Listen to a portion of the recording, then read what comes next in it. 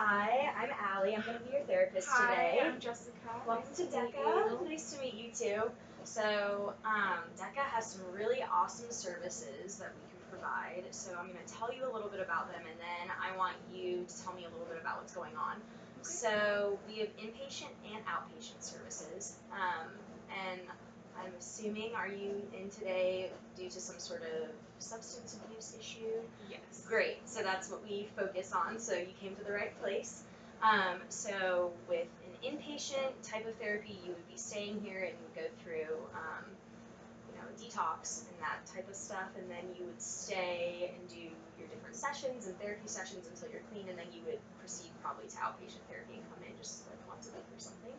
Whereas with outpatient therapy, you will have the opportunity to come in from your own home a couple times a week to meet with a therapist or different groups.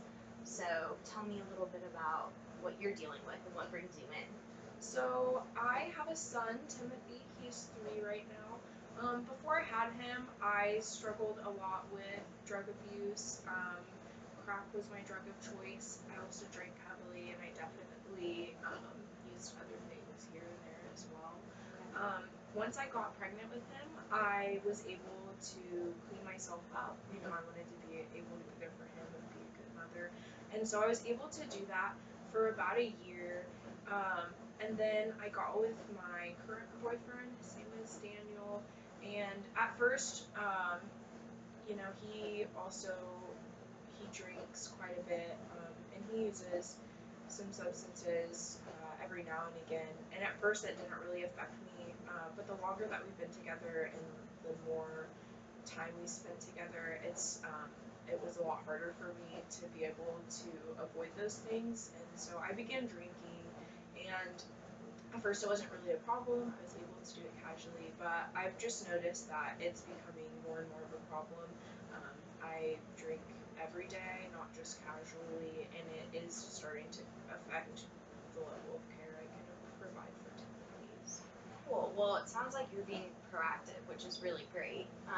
It sounds like since you have had some experience with dependencies with other substances in the past, it sounds like maybe you have developed some strategies for coping and dealing with substance abuse. Do you feel like you have a little bit of a foundation of that with your past experience? Yeah, definitely. Like I said, I'm able to kind of abstain from the things that were really, like crack or, other Really drugs, harmful. pills, yeah, things that were really harmful. And I guess I just kind of like let it get away from me. I didn't see alcohol as being able to be that level of a problem. Sure.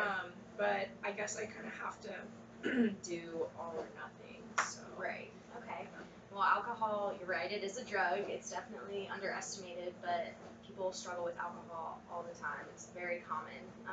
The reason I was asking about your past coping strategies is because it sounds like outpatient therapy might be a really good direction for us to head in. Because Yeah, I definitely don't want to leave Timothy's. Right, especially right with having a kid at home and stuff. That seems like it'll work well. Plus, you are saying it sounds like you are gonna do really well. I think you're getting ahead of things a little bit. You're not coming in like a total wreck, which is amazing that you were able to recognize that early.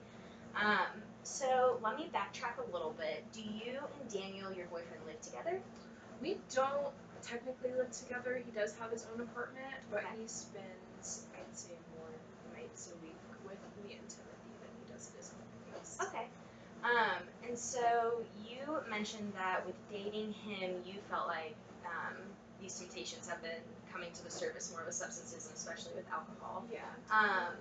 Do you feel that Daniel encourages you to stay sober, or do you feel that sometimes he is a little bit of an enabler, or how does he fall? I would say he kind of encourages me to use. Okay. We're both 22, so we're young, and he tries to talk me into like going out with friends or going to parties, because that's what we're supposed to do at this age.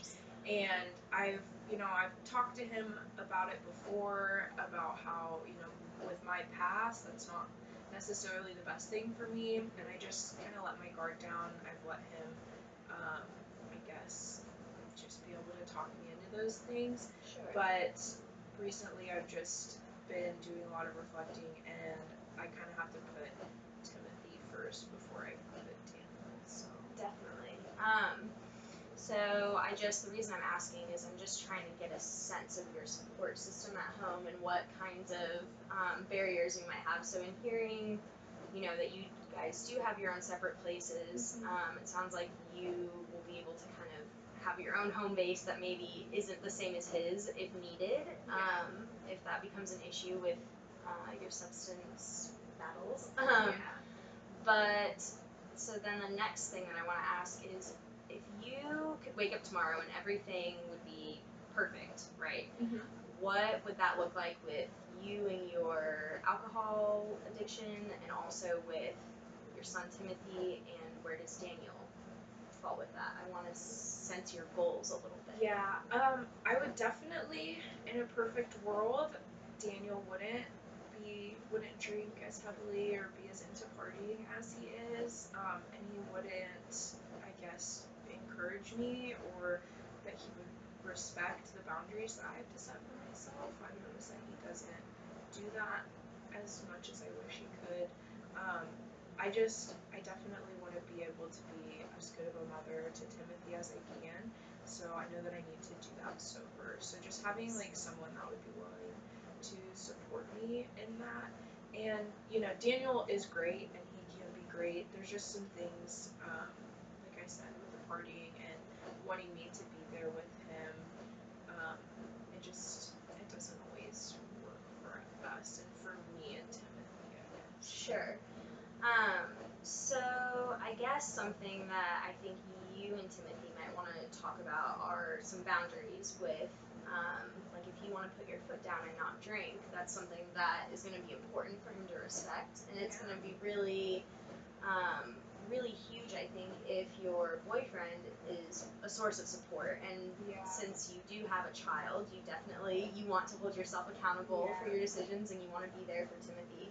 So I think, maybe the next step is going to be figuring out where he's at with you, with getting on board with this. And he was kind of like apprehensive about me even coming today. He doesn't recognize, I guess, that this is becoming a problem, and I've tried to explain it to him, and he just doesn't understand that really. Sure. So I don't know. Maybe I was hoping that would be something that we could work on together. If maybe we could even have him come in for some sessions. I think that would be really helpful for us.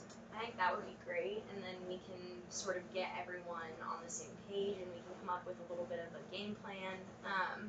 And also with coming in either to see a therapist or coming in for group therapy, I think you're going to find that you have a really good support system here too to help you. So that's what I was hoping. Yes. So then I guess the next thing before we schedule our next session would be, how many days a week are you thinking you are available to come in for? Are you wanting to do? Well, I do work full time. Okay. And I do have Timothy to think of course. So I understand that I need to make time for this, but is 2 days a week enough? I was going to recommend 2 to 3 for you. I think that's perfect. And as things, we can kind of settle in and see if you feel like you need more. We can make that work. If we find that things are going really well down the road and you only want to come in once a week, that we can. It's not going to be all set in stone, but just for us to have a starting point and to figure out where we're going. Okay. So. Awesome. Well, thank you so much. Thank you so much. It's great to see you. Yeah, it was great meeting you.